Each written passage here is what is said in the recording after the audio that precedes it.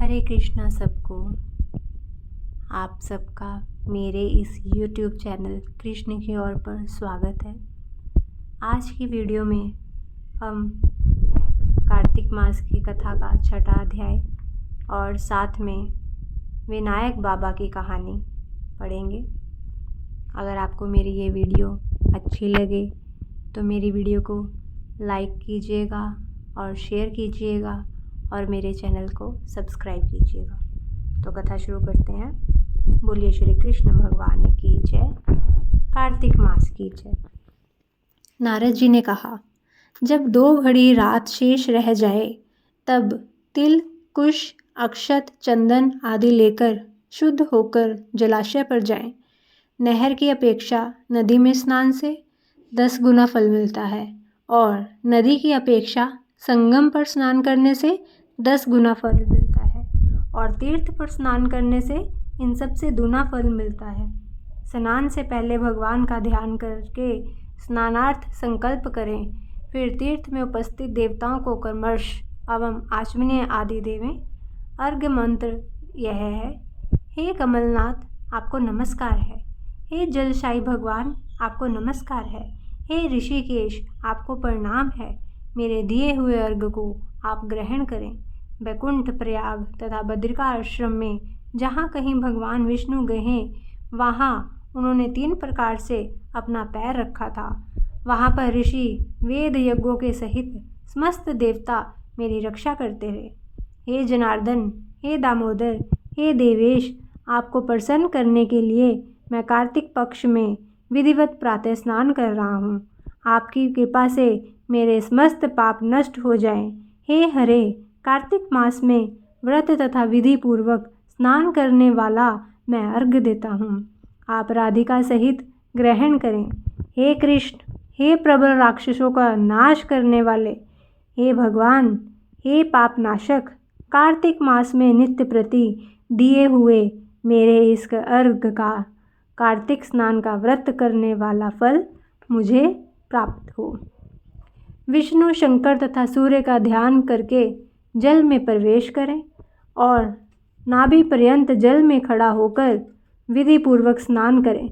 गृहस्थी तिल और आंवले का चूर्ण लगाकर विधवा स्त्री व जति तुलसी की जड़ की मिट्टी लगाकर स्नान करें। सप्तमी, अमावस, नवमी, त्रयोदशी, द्वितीया, दशमी आदि तिथि को आंवला तथा तिल से स्नान नहीं करना चाहिए।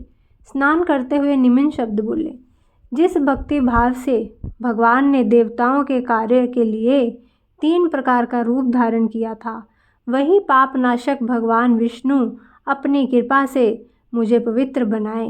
विष्णु जी की आज्ञा से कार्तिक व्रत करने वालों की सारे इंद्र आदि देवता रक्षा करते हैं, अतः वह मुझको पवित्र करें।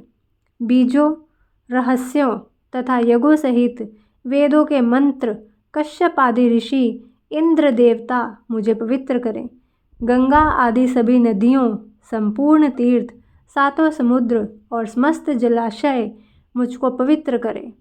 अदिति आदि सभी नारियों, यज्ञ, सिद्ध, सर्प, सब औषधियाँ, तीनों लोकों के पर्वत मुझे पवित्र करें। इन शब्दों को कहकर स्नान करने के पश्चात वृत्ति हाथ में पवित्री धारण करके देवता, ऋषि, मनुष्य तथा पितरों का विधिवत तर्पण करते समय जितने भी तिल तर्पण में रहते हैं उतने वर्ष पर्यंत वृत्ति के पितृगण स्वर्ग में वास करते हैं। तत्पश्चात व्रत करने वाला जल से निकलकर शुद्ध वस्त्र पहने और प्रातःकाल के सब कृत्यों से निवृत्त होकर पुनः भगवान विष्णु का पूजन करे। समस्त तीर्थों के सारे देवताओं का स्मरण करके भक्ति पूर्वक सावधान होकर चंदन, फूल और फलों सहित भगवान विष्णु को फिर अर्घ्य देवें। अर्घ्य मंत्र का अर्थ यह है, पवित्र कार्तिक मास में मैंने स्नान किया है। हे विष्णु जी, राजा के साथ आप मेरे दिए अर्घ्य को ग्रहण करें। पश्चात चंदन, फूल और तांबुल आदि से वेद पाठी ब्राह्मणों का श्राद्ध पूर्वक पूजन करें और बार बार साष्टांग प्रणाम करें। ब्राह्मणों के दाएं पैर में तीर्थ रहते हैं, मुख में वेद और सारे अंगों में देवता निवास करते हैं। अपने कल्याण की कामना रखने वाले लोग ना इसका अपमान करें, ना इनके साथ विरोध करें। फिर एकाग्रचित्त से भगवान विष्णु की प्यारी तुलसी का पूजन करें, उनकी परिक्रमा करें तथा उनको प्रणाम करें। हे देवी, हे तुलसी, देवताओं ने ही प्राचीन काल से तुम्हारा निर्माण किया है और ऋषियों ने तुम्हारा पूजन किया है। हे विष्णु की प्यारी तुलसी, आपको प्रणाम है। आप मेरे इस पाप का नाश करो। इस प्रकार भक्तिपूर्वक जो लोग कार्तिक व्रत का अनुष्ठान करते हैं वे संसार में सुखों को भोगते हुए अंत में मुक्ति को प्राप्त करते हैं। सारे रोगों का नाश करने वाला, पापों को नष्ट करने वाला, मनुष्य को श्रेष्ठ बुद्धि देने वाला, धन आदि का साधन, मुक्ति और कोई उत्तम व्रत संसार में नहीं है। बोलिए श्री कृष्ण भगवान की जय। कार्तिक मास की जय। अब विनायक बाबा की कहानी पढ़ते हैं।